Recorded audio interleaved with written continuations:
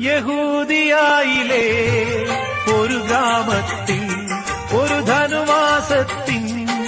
കുളിരും രാവിൽ രാപാത്തിരുന്നു രജപാലകർ ദേവനാദം കേട്ടു ആമോദരാ സ്വർണരാജികൾ വിടരും വാനിൽ വെള്ളിമേഘങ്ങൾ ഒഴുകും രാവിൽ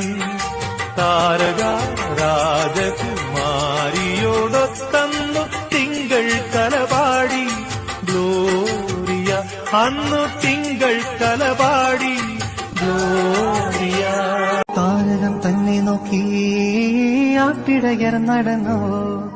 താരകം തന്നെ നോക്കി ആട്ടിടയർ നടന്നോ, തേജസ്സു മുന്നിൽ കണ്ടു അവർ ബേതലൻ തന്നിൽ വന്നു, തേജസ്സു